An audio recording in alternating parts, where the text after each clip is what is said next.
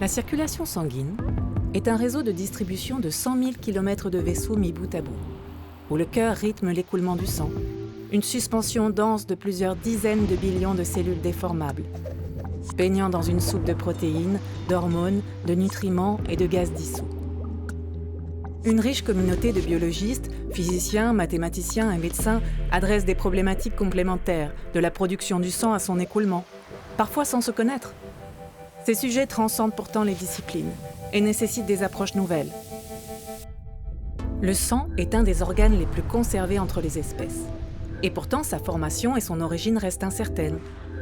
Si les modèles in vivo permettent d'étudier la naissance des cellules sanguines à partir des premiers vaisseaux sanguins chez l'embryon, reproduire ce processus et générer des cellules sanguines in vitro représenterait un nouvel espoir pour les patients nécessitant des transfusions.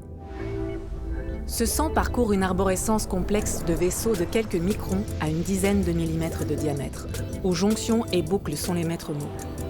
Cette architecture perfuse chaque cellule du corps au plus près. La physique et la biologie tentent d'en révéler les règles d'autoconstruction et les mécanismes de lutte contre l'obstruction, où contrôle génétique et forces mécaniques s'influencent. Les outils modernes permettant la compréhension des principes de fonctionnement et de formation de la circulation sont en développement. Les défis sont multiples. Ainsi, la microcirculation in vivo ne peut être observée que sur quelques millimètres de profondeur. Comment aller au-delà ? Les techniques modernes de microlithographie permettent de simuler la circulation in vitro. Mais comment produire des écoulements tridimensionnels robustes au bouchage ?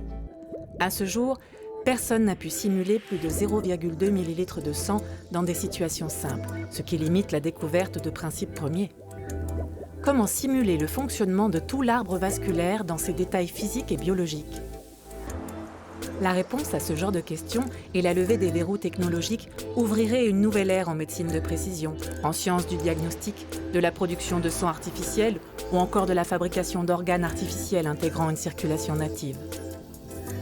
Ces défis, à l'interface entre la biologie, la médecine, la physique et l'ingénierie, animent la recherche au sein de notre nouvelle communauté, résolument interdisciplinaire, regroupant une centaine de personnes réparties dans plus d'une vingtaine d'entités, telles que les laboratoires, services hospitaliers, entreprises ou établissements grand public sur Montpellier-Nîmes.